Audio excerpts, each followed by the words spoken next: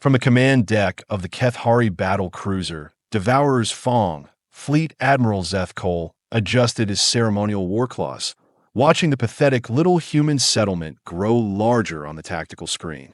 His second-in-command, Captain Yuriksen L., stood beside him with what could only be described as barely contained excitement. "Admiral," Yuriksen L. chittered, his mandibles clicking in anticipation. "The scouts confirm it. Nexus 7. Population, get this, 12,000 humans. Maybe 13 if we count the newborns." Zeth Cole's four eyes narrowed. 12,000? You are telling me the famous human colonial expansion has given us a target with fewer inhabitants than my home high's nursery sector? Correct, sir. Intelligence suggests it's their newest settlement. Barely 5 Earth years old. No orbital defenses. No military installations. Hell, sir, they don't even have a proper spaceport. Just some converted cargo platforms. The Admiral's laughter was a sound like grinding metal. Perfect. The Galactic Council needs to see what happens when humans try to expand beyond their capabilities. This little demonstration will show every species in the sector that humanity's reputation is nothing but clever propaganda. Meanwhile, on the surface of Nexus 7, Marcus Webb wiped sweat from his forehead as he finished adjusting the atmospheric processor's intake filters. Again, the damn thing's clogged every 3 days in this dusty Hell's Cape they called home. "Hey, Marcus," called out Jen Patterson from across the maintenance bay. "You hear anything about those weird sensor readings Tom picked up yesterday?" "Nah," Marcus replied, not looking up from his work. "Probably just more space junk. Or maybe another one of those automated mining drones went haywire. You know how it is out here. We are so far from civilization that half the galaxy's garbage ends up in our orbital space." Jen laughed, but it had a nervous edge. "Yeah, well, Tom seemed pretty spooked. Said the readings looked like, I don't know, organized movement patterns. Tom gets spooked when his coffee tastes different," Marcus said, finally straightening up. "Besides, who'd want to bother with us? We are literally the ass end of human space. No strategic value, no rare minerals, no trade routes. We're just a bunch of farmers and engineers trying to make rocks grow food." What Marcus didn't know was that Tom Rourke, their communications specialist, was at that very moment staring at his sensor display with the kind of expression usually reserved for people who have just realized they left the stove on for 3 days. "This can't be right," Tom muttered, running the scans for the 4th time. "These are definitely ships. Big ones. And they're not broadcasting any identification codes. Back aboard the Devourer's Fong." "Time to contact, Captain?" Zeth Cole asked, his voice carrying the lazy confidence of a predator approaching wounded prey. 17 standard minutes until we are in optimal firing range, Admiral. The humans still haven't detected us, which is honestly embarrassing for them. Our stealth systems aren't even that good." "Excellent. And our objectives?" Yuriksen AL consulted his tactical pad. "Standard colonial suppression protocol, sir. Eliminate all military assets first, then demand immediate surrender. If they comply, we take prisoners for the slave markets. If they resist," he made a gesture that needed no translation. "And if they try to run, sir, according to our intelligence, they have exactly 3 functional shuttlecraft and 1 aging cargo hauler. Where exactly would they run to? The nearest human outpost is 47 light years away." Zeth Cole's mandibles spread in what his species considered a smile. "I love easy assignments. Signal the fleet. All ships are to hold position until my command. I want to savor this moment when they realize what's about to happen." On Nexus 7, in the colony's modest administrative center, Governor Lisa Park was having what she generously called one of those days. The water reclamation system needed parts they didn't have, the atmosphere processors were acting up again, and now Tom was standing in her office with that look on his face. "Run that by me again, Tom," she said, setting down her coffee mug with deliberate calm. 23 ships, Governor. Big ones. They dropped out of hyperspace about an hour ago, and they are just sitting there, dead silent on all communication frequencies. Could they be traitors? Survey ships. Tom shook his head. "Ma'am, I have been doing communications for 15 years. These readings, They matched the profile of military vessels. Heavy ones. Governor Park felt that familiar cold sensation in her stomach. The one that came with impossible problems and no good solutions. How long until they reach us? At their current approach speed? Maybe 15 minutes. Right. She stood up, her mind racing through protocols they'd never actually expected to use. Tom, send out a general alert.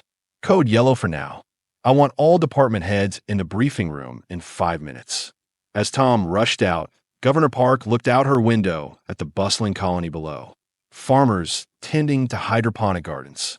Engineers maintaining equipment. Children playing in the recreation areas.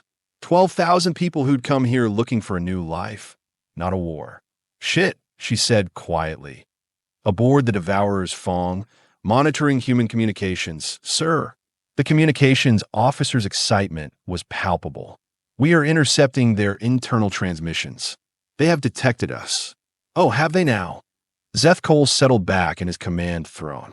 Let's hear what the famous human ingenuity sounds like when facing extinction. The bridge speakers crackled to life with human voices, their universal translators working overtime to convert the alien language into something the Kethari could understand. All civilians to designated shelters immediately. Not a drill. Repeat, this is not a drill. Anyone with military experience report to Sir Urixel observed they're organizing evacuation procedures. How quaint. As if there's anywhere on that rock they could hide from orbital bombardment. Let them have their little pantomime, Zeth Cole replied. Fear makes the conquest more satisfying. But then something in the transmissions caught his attention. A voice, calm and professional, cutting through the chatter with military precision. Eagle Base to all units. This is Colonel Anacross. Implement Broken Arrow protocol immediately. Repeat, Broken Arrow is now in effect. Zeth Cole's 4 eyes blinked in sequence. Broken Arrow? Captain, what's a Broken Arrow? Urix consulted the intelligence files. Unknown, sir. It's not in any of our databases about human military terminology. Probably some sort of final emergency evacuation code. No matter. Signal all ships. Begin attack approach. Let's end this charade. In the colony's emergency bunker system, Colonel Anacross had been retired for 3 years.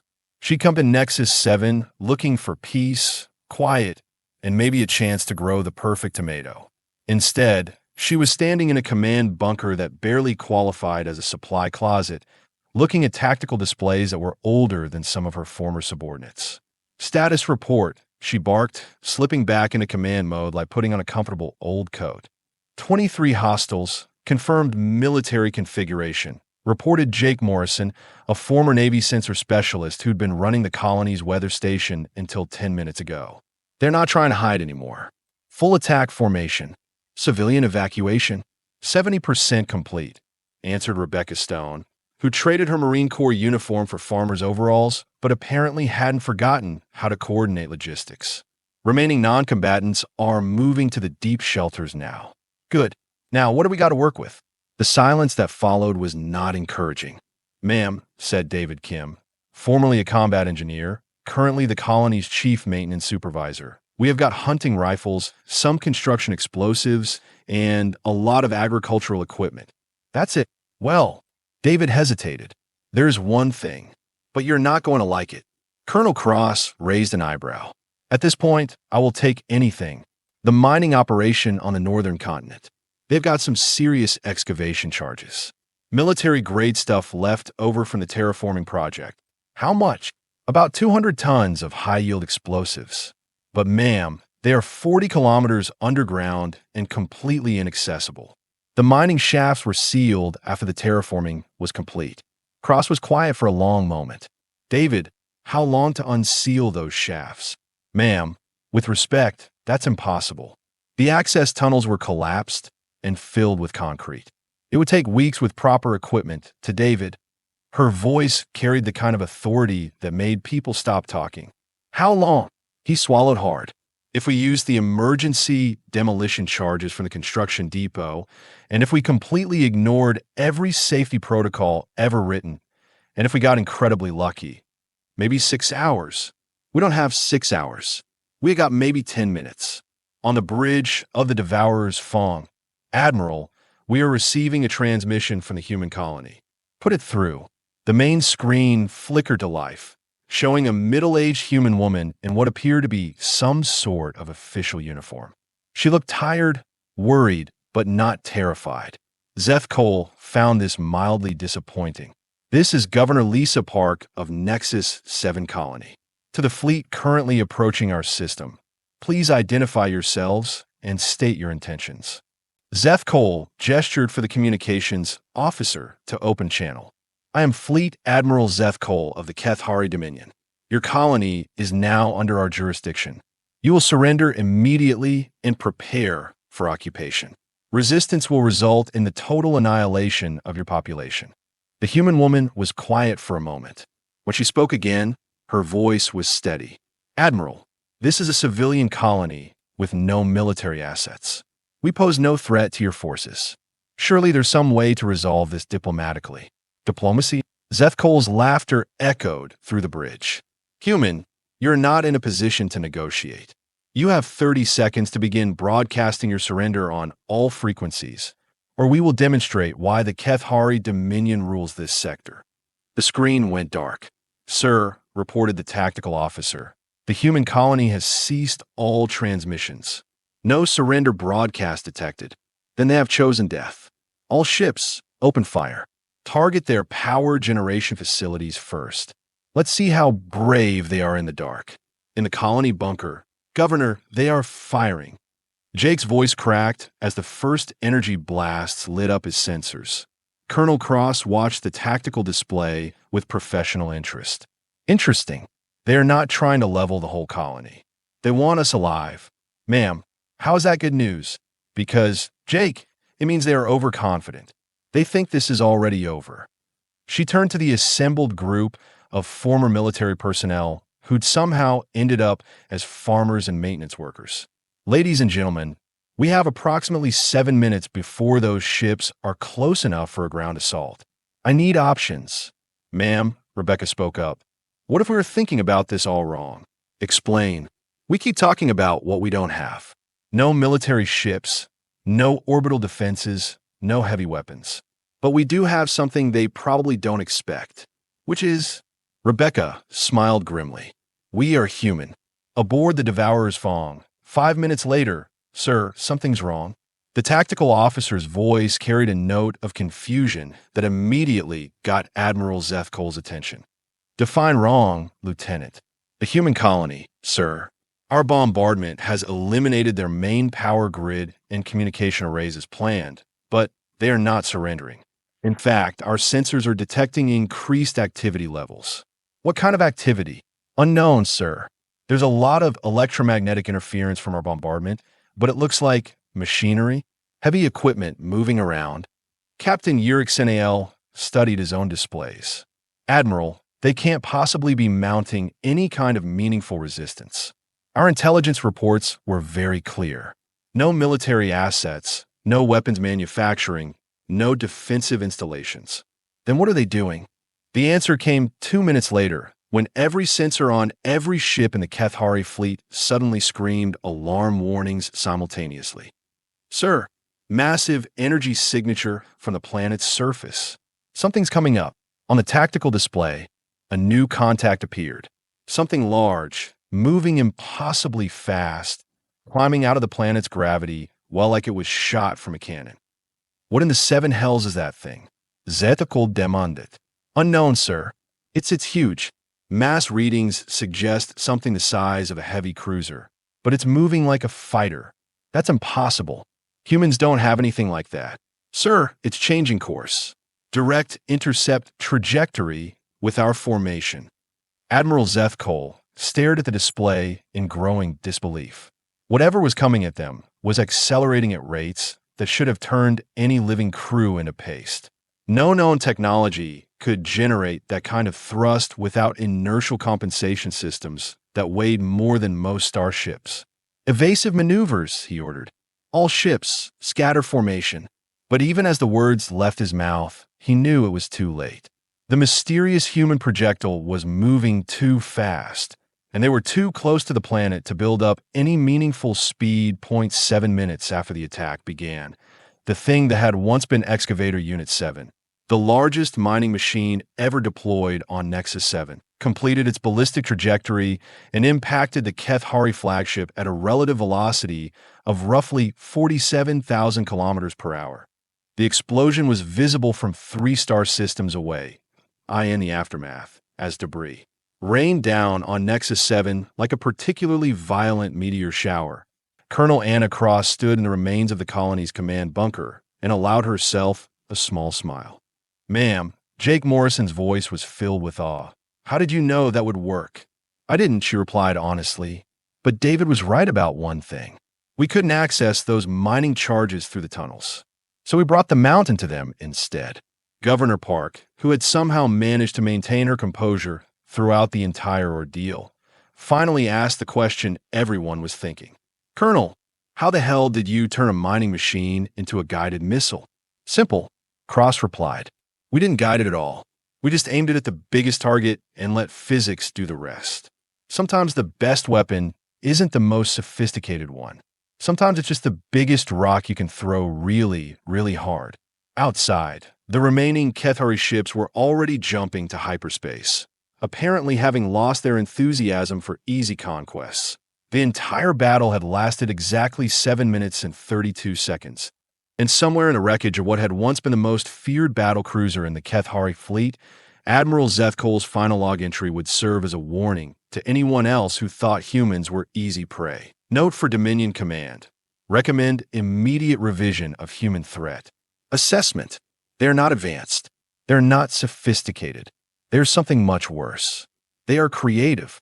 3 hours after the battle, aboard the Keth Hari destroyer, Silent Alone, Subcommander Hrexvoth had never experienced true terror until today. He'd fought in 17 major campaigns, survived 3 boarding actions, and once held a defensive position against impossible odds for 6 days straight. But watching the flagship of the entire 4th Fleet simply disappear in a ball of superheated plasma had redefined his understanding of fear. "Subcommander," his communications officer whispered, as if speaking too loudly might attract the attention of whatever devils lived on that cursed human world, "we are receiving priority transmissions from Dominion High Command." "Put it through," Hrexvoth replied, though his voice lacked its usual authority. The holographic image of Supreme Fleet Commander Quetzal materialized above the bridge, his expression showing the kind of rage that usually preceded mass executions. "Subcommander Hrexvoth, explain to me how an entire battle fleet was defeated by a colony of farmers." "Sir, with respect, you wouldn't believe me if I told you." "Try me." Hrexvoth took a deep breath. "They launched a mining machine at us, sir. A construction vehicle. It massed approximately 2 million tons and was traveling at nearly 50,000 kilometers per hour when it impacted the Admiral's ship." The silence that followed lasted long enough for Hrexvoth to wonder if the transmission had been cut. "Subcommander," Supreme Fleet Commander Quetzal finally spoke, his voice deadly quiet. "Are you telling me that humans defeated our most advanced battlecruiser with a piece of construction equipment?" "Yes, sir." "And how, exactly, does one launch a 2 million ton vehicle into space?" "Sir, our intelligence analysis suggests they used the planet's mining explosives as a propulsion system. Essentially, they detonated the entire northern mining complex simultaneously, creating a directed explosion that stopped." The Supreme Fleet Commander's image flickered with interference, probably from the sheer force of his fury. "You are telling me they built a planet-sized cannon and fired their own equipment at us?" "In essence, yes, sir." "And this worked?" "Obviously, sir." Meanwhile, on Nexus 7, in the rebuilt communications center, Tom Rourke was having the best day of his career. After years of monitoring routine weather patterns and listening to dead space, he was suddenly the most important communications officer in human space. His sensor array, miraculously undamaged by the brief bombardment, was picking up transmissions from across the galaxy. "Governor Park," he called out, barely able to contain his excitement, "you need to hear this." Lisa Park entered the comm center looking like someone who'd aged 10 years in the past 4 hours. The stress of nearly losing her entire colony, followed by the impossible victory, had left her in a state of emotional whiplash. "What have you got, Tom?" "Ma'am, we're getting messages from everywhere. Earth Command, the Colonial Defense Force, 17 different news networks, and this is the weird part, at least 40 different alien species." "Alien species? What do they want?" Tom grinned. "Some want to congratulate us. Some want to offer us trade deals. And about half of them want to know if we are accepting applications from military advisors." Governor Park sat down heavily in the nearest chair. "Tom, 12 hours ago, we were the forgotten colony at the edge of nowhere. What the hell happened?" "Word travels fast in space, ma'am. Apparently, the Kethari have been terrorizing this entire sector for decades. Nobody could stop them because their ships were too advanced, their tactics too sophisticated. But we did something nobody else thought of, which was, we didn't try to beat them at their own game. We played by completely different rules. In the colony's medical center, Dr. Rachel Torres was treating the last of the minor injuries from the bombardment when Colonel Cross walked in, looking like she needed about 3 days of sleep and a very strong drink. "How are our people, Doc?" "Incredibly lucky," Rachel replied, sealing the last bandage on a construction worker who'd been caught too close to a power grid explosion. 14 injuries, all minor. No fatalities, and a psychological impact. Dr. Torres paused in her work. "That's the interesting part, Colonel. I expected panic, trauma, maybe some cases of acute stress syndrome. Instead, what I'm seeing is pride. These people are walking around like they just won the lottery. Makes sense. They survived something that should have killed them all. It's more than that," Rachel continued. "They are realizing that they are not just survivors anymore. They are legends. Do you have any idea what the Galactic news networks are calling us?" Colonel Cross raised an eyebrow. "I'm afraid to ask. The impossible colony. The giant killers. My personal favorite. The humans who made physics their weapon." Cross laughed despite herself. "Well, I suppose there are worse things to be famous for." Aboard the merchant vessel Profitable Venture, now approaching Nexus 7, Captain Jorik Thane had been a freelance trader for 30 years, carrying cargo between the civilized worlds and the frontier colonies.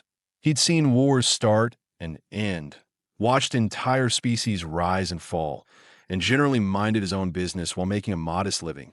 But this was different.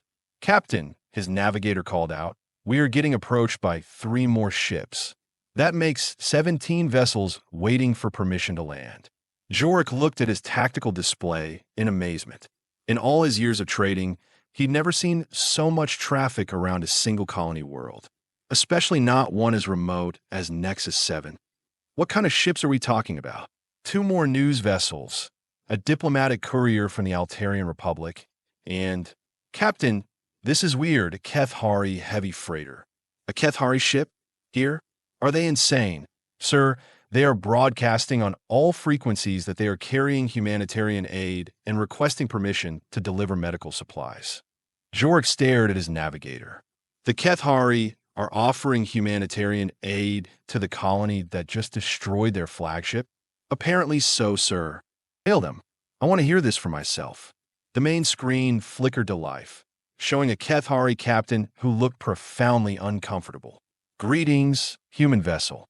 I am Captain Zixanael of the freighter Regretful Offering.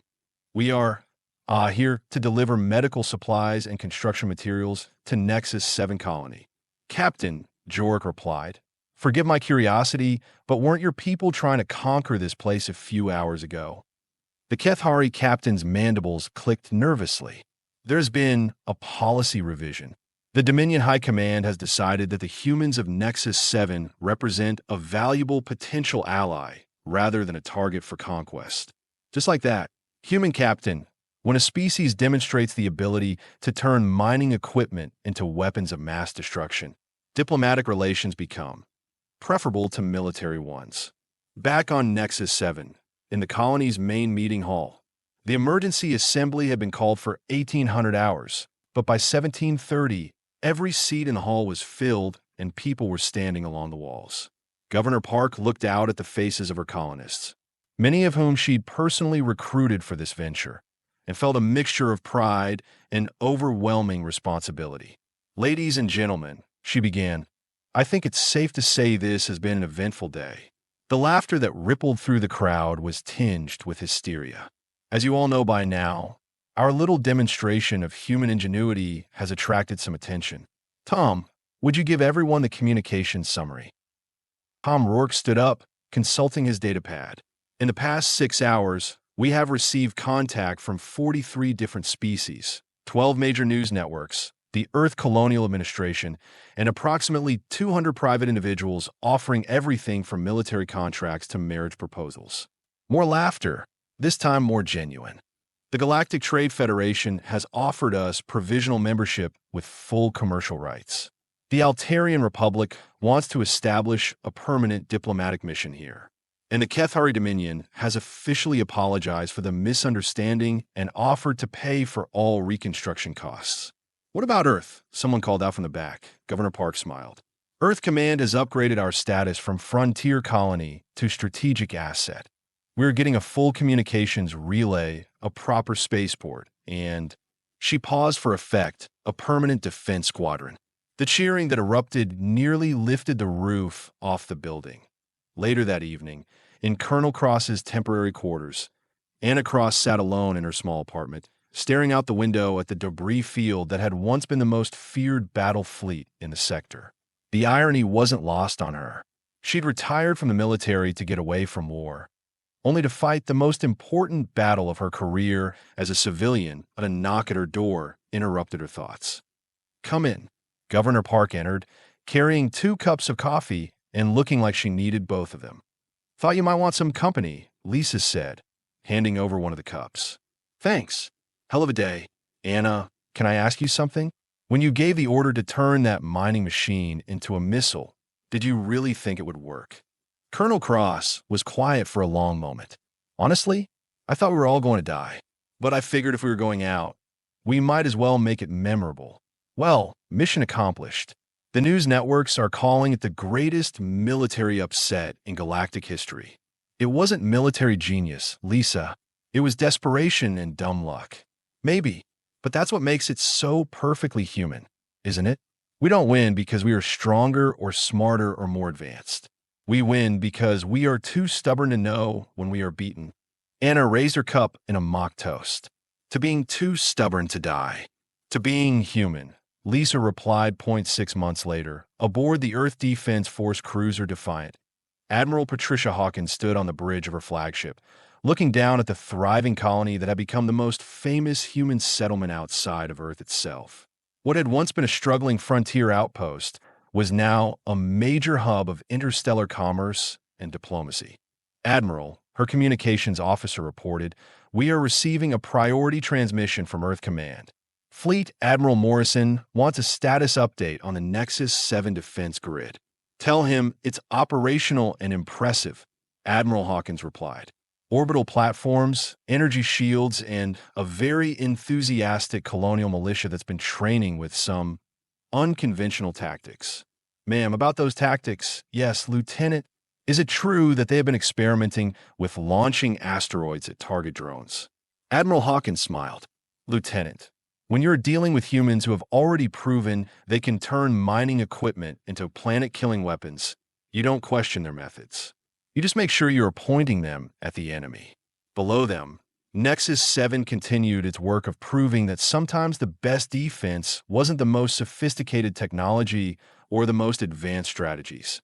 Sometimes it was just the willingness to look at a problem from a completely different angle and ask the simple question, what if we threw something really big at it, really hard? And throughout the galaxy, in the command centers of a dozen different species, military planners were quietly updating their threat assessments for human colonies. The notation was simple but profound. Recommendation: diplomatic contact only. Do not underestimate human creativity under pressure. Previous assumptions about technological limitations no longer apply. The age of humans as the galaxy's underdogs was officially over. The age of humans as the galaxy's most dangerously unpredictable allies had just begun. And it all started with a mining machine, 200 tons of explosives, and a group of farmers who refused to go quietly into the night.